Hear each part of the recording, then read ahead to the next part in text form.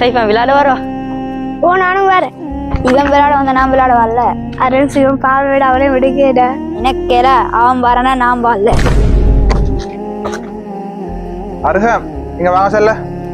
என்னன்னா அருகம் சைஃபா வாரன்னு சொன்னா நீங்க வந்து விளையாடலன்னு சொல்லி கொண்டு சூடு காட்டி கொண்டு வர. அவன் எனக்கு செட் ஆயில்ல.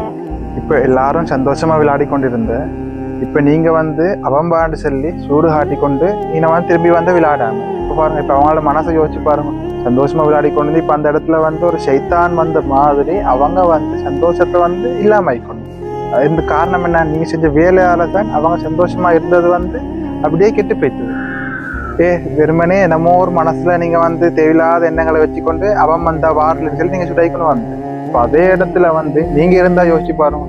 இப்ப உங்களுக்கு வந்து தாரிசாரி நீங்க விளையாட போய்த்த இடத்துல இந்த அருகம் வந்திருந்தா நான் விளையாட வாரில்லை, அருகமை விளையாட எடுக்க வானம் அப்படி இந்த தாரிசாரி என்ன இப்ப உங்களோட மனசு அந்த இடத்துல வந்து எவ்வளோ ஒரு நோகும், எவ்வளோ ஒரு கஷ்டப்படும். ரசூல் ஸல்லல்லாஹு அலைஹி வஸல்லம் சொன்னா எல்லாரும் ஒத்துமையை தான் சொல்லிட்டு. இப்ப ஒவ்வொருத்தருக்கு ஒருத்தர் இப்ப அவனை விளையாடிக்கல, இவன் வந்த நான் வாரில்லை, அதெல்லாம் நல்லமில்லை தானே. அப்படி கோவமா நீங்க மனசுக்குள்ள வச்சுக்கோங்க. அது கோவமாயிச்சா படாது. அது சொல்லிட்டு நீங்க வந்து இப்ப வைத்து சேர்ந்து விளையாடுங்க அவங்களோட. அந்த சைஃபான சேர்த்து விளையாடுங்க.